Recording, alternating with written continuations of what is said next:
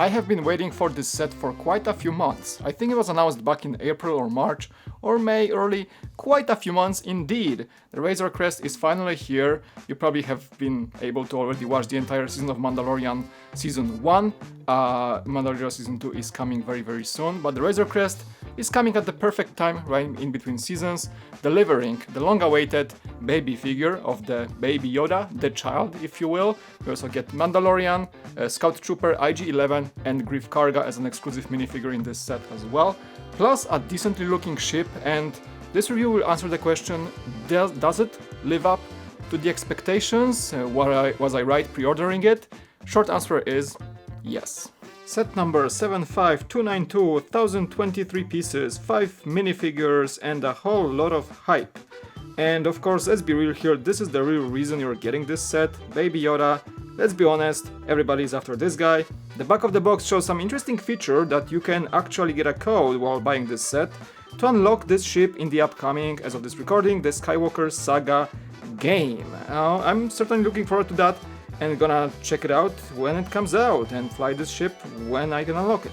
Just a quick overview tells us that the Scout Trooper is coming from that action pack from last year, so he's the most updated version. Baby Yoda is brand new, Grief Karga is exclusive to this set, Mandalorian came out in that Raider AT-ST set, and IG-11 has everything that IG-88 has, with an updated print for his head full of sensors. Just look at this guy. I mean, come on, that print is so freaking cute. Probably the best use of that baby body like ever. I mean, it's not an old piece or anything. I think it came out in Creator for the first time in Assembly Square, if I remember. But this is the best use so far. We get a custom mold for a kind of a rubbery head. Let me just remove it so you can kind of see I just decapitated Baby Yoda. Please be easy on me in the comments, but here we are, just to see how big it is.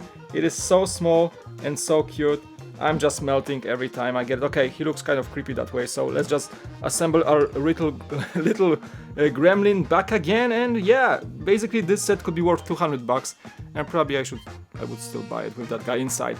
Anyway, let's move on to the other figures. Mando has his makeshift armor, kind of like a scrap armor he has through the show, same printing as I mentioned from the AT-ST Raider set. I think that being a flagship set from that show, I don't think there's gonna be a bigger set made about the Mandalorian. This guy should have his final armor he gets from the Mandalorian Underground Club, if you know what I'm saying. From that fancy metal I forgot the name of right now, but you know what I'm saying. He should be an exclusive minifigure for sure. He has the very same sniper rifle, the back printing is the same. We get the black head underneath, showing that, you know, the set still does not unveil the identity of the Mandalorian, even though the show does. But this set was commissioned or, you know, licensed way before probably the show was finally aired with the finale of the season 1. Grief Karga, the guy that gives all the bounties and meets a lot with the Mandalorian in season 1, is rocking 2 blaster pistols. Also, his printing is pretty accurate to the show. We get dark red legs, printing on the chest is quite accurate with his sort of like a leather outfit, and the belt is there for some contrast. I like the arms in different color, definitely adds some variety to this minifigure. Comes with 2 face expressions. I like this one, the main one with a little grin, and the other one is kind of like a battle mode, more of a tough guy look. And I think the hair mold is actually the same that we had on Finn from Star Wars, but might be wrong on that one. The Scout Trooper is awesome. That is the same minifigure that came out in that action pack set from the last year, so that's the most updated version of the Scout Trooper and definitely does not need many changes. I think the only change they might make would to add the dual molded arms, so they would show some sort of a shoulder pads that these guys are rocking in the Mandalorian and throughout the lore. Anyway, excellent printing, fantastic dual molded helmet with all the details around it. It is really good looking, printing accents a lot of the shapes on top of that. So possibly one of the best looking helmets you can right now get in a Star Wars lore, in my opinion. LEGO has been killing it with some quality molding of helmets. We also get a blaster for him, just a single one. They miss a lot as that famous scene from the Mandalorian show. And printing is awesome, both legs and torso, both sides, with a lot of lines, utility packs, anything that armor of the Scout Trooper shows is shown on the minifigure and might be actually my second favorite minifigure in the set after Baby Yoda. IG-11, and the only thing that differs him from the IG-88 versions we had before is the printing for that barrel piece on top of his head, or just his head. He has extra sensors in red, some extra printing for other things that a droid head would use to communicate and navigate through the world. He also comes with the weaponry that IG-88 would come with, so the long rifle in the back and just a classic blaster in one of his hands. That's about it. How are the things with our Space Osprey? I keep saying Space Osprey, but I could not just get rid of the feeling when I was building it that once you build the fuselage, it kinda looks like an Osprey. I mean, it has the... I've been sitting in a real Osprey, and I've seen all those Technic, Ospreys that never came out on the internet. So yeah, the fuselage with the back ramp is totally an Osprey. You can totally replace... I say totally a lot. You can replace the engines with the tilt rotors and you get yourself the MV-22. Pretty much, that was all about the shaping of the set. But all that being said, I gotta say that this really lives up to match the show pretty darn well. It is overall good looking set, it's hefty, it has a lot of Technic elements to it, so it's strong and sturdy and easily swooshable so kids can play with it without the fear of breaking every so and then. Possibly some things will fall off if you just hit it way too hard on the surface, but overall this is a strong set, as you will see once I open the actual vessel. This is where I have to really commend the canopy of this set. The feature is quite fun to use, so the front side of the canopy is removable and the back side is kind of tilting forward, so that opens some storage space. I'm gonna show you in another camera angle, but the whole thing about it is that this canopy is fully printed. So Lego, I think I've heard this story before that canopy's printing is kind of hard when it comes to, for example, the A-Wing canopy. Remember that one? It had stickers, lines and on it. This is a much more elaborate canopy, if you will. It looks like a World War II era bomber canopy of sorts, but it's new and it's fully printed with all the angles done right. So yes, Lego can absolutely do it. I'm not sure why they did not do it in the A-Wing UCS set. Of course the set uses stickers, plenty of them actually, but the canopy is a full print and it looks fantastic. As I mentioned, those stickers of sorts, there are only two types pretty much. The ones that are showing some sort of either markings on the ship or just a wear and tear throughout blaster fire or just throughout the years as it's being used. And basically those gribble elements on the engines, which are just those big pieces, same that was used in many ships before. Even I think A-Wing used sort of like that kind. It's easy to apply once you get it right and it looks just awesome on the other engine here. Let me just focus back on here. There you go. It just looks good, and it, the color, especially that bluish gray, works so well with this set that it doesn't distract from everything else, even though that shade is kind of different than, of course, your light bluish gray, but I think, in my opinion, it works in favor for the set. And the engines overall, the builds for these are quite a fun piece. You kind of build them last and attach them to the body so you get the full effect. You get those pieces kind of a tedious build, 7 on each side, so you get to build 14 of them.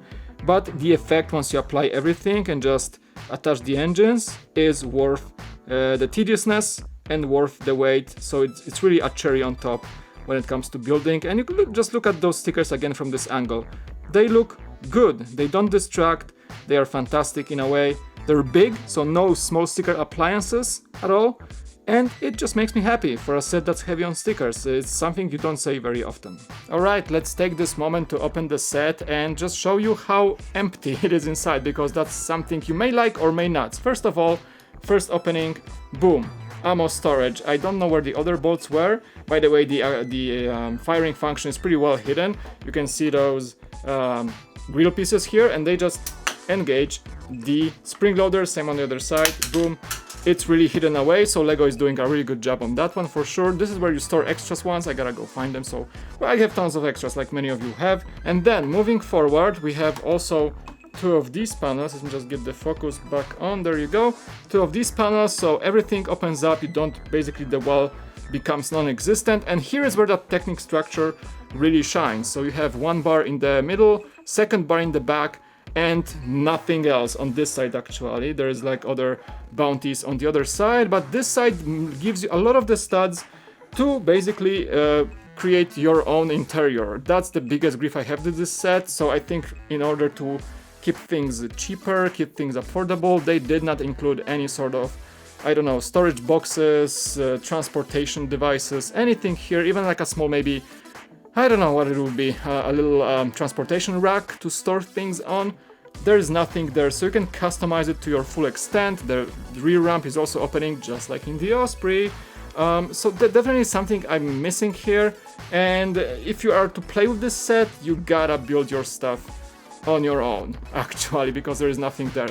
Let's open it fully so we can get some extra light in there. You can see it becomes clearly, let me just remove those bounties so I can show you what's up with that. Clearly just a skeleton with a bunch of let me see if I can lean it on this side. Kind of, yeah. It's a skeleton with a bunch of opening panels. And since I have those in my hands, let me just see if I can... There we go. So we have two bounties. I think this guy closer to my arm is from season 1, and the second guy is also from the episode 1 of season 1, but the second guy also I think is shown in one of the shots, so it's pretty accurate. Good thing to notice here is that, well, it's missing. I wish I could have another carbonite mold like we had with the Han Solo in Slave 1 UCS, for example, but this is the comeback of those pillars with stickers. I think previously those pillars were kind of printed with Han Solo on them, but the bounties are still using carbonite, and in this set, this is what we get. The stickers are nice though. I think just the easiest way to go about that. So again, example of how LEGO was trying maybe to save on molds for this set and not make another Han Solo, because that would make an outrage in the community. That's what we're getting though. And they kind of work. Okay, you can slide them in. There's a slot for each one of them. They kind of rattle around when you fly the ship, so that's not the best solution, but here we are, and they just work okay. And this last panel here I can open right now for you. Let me just see if I can get the more like a close-up shot. Those are extra 2 stickers that you get early on in the build, and this is Mando's sleeping quarters, so there is space for 1 minifigure, and basically that's about it. Some sort of like a, I don't know, hydraulic systems or maybe a microwave oven for him to cook things when he's on his journey hunting bounties. Anyhow, that's the all interior here. And let me just take a look at the cockpit from the top so you can see that main feature I also mentioned before. And that would be the really cool feature of... oh, I can just remove the front of the ship. You can see how it's built. It's actually a pretty cool studs on the side technique. So let me just reattach it. It makes this look pretty beefy, but those can be used to hold Mando's rifle or any extra weapons you have in the set. So fantastic feature with just like it makes the shape of the ship, but it also serves as a little holding cell or holding storage compartment for weapons. So quite an ingenious design. And since we are with on the top of the ship, the last feature I would like to show you is the escape pod, which flashes out with the top of the body of the ship, and it holds 1 minifigure. It's kind of the same pod I think we've seen the Millennium Falcon in the past, but this one has a little booster thrusters here, so you can escape easily and navigate through space. A little cupola to see through once you're using this, the situation calls for it, and awesome just design. Once it's out, it kind of looks weird without it, but once you get it back on, it definitely serves as a piece of fuselage, and it's very well integrated with the rest of the ship. I truly believe that this set will be remembered for years. Actually, I think it's gonna be quite iconic as long as the Mandalorian show and lore remains popular inside the Star Wars universe, and I think it will. This set delivers in terms of price, looks, minifigures. Interior can be lacking, and overall I was satisfied enough to really pre-order it and be happy that you know, the wait is over pretty much. It definitely delivers. It's fun to build, it's fun to look at, it has a printed canopy, it has the Baby Yoda. Come on, I don't think there's anything wrong with this set except for that interior, but I see where LEGO is coming from with that one. I'll see they try to make this a bit more probably affordable to us, and I'm okay with that. Many of us have extra pieces. You can build your own storage boxes, you can build your extra command center in there, there's space for that. But overall the Razor Crest really defends itself as a great looker and pretty accurate material to depict the one of the most iconic, as it becomes as we speak, ships in the Star Wars universe, and I'm so happy it came out. For some minor conclusions and just goodbyes, let's go back to the studio. I hope you guys enjoyed this closer look at the Razor Crest. I'm certainly enjoying having this one. It lived to the expectations, it's gonna look fantastic on the shelf. That interior kind of is lacking, so it's kind of like an open page, tabula rasa, if you will, to fill out with your own content. In here, like crates of ammo, maybe some other bounty hunter artifacts. There is space for it, so I'm gonna keep it that way.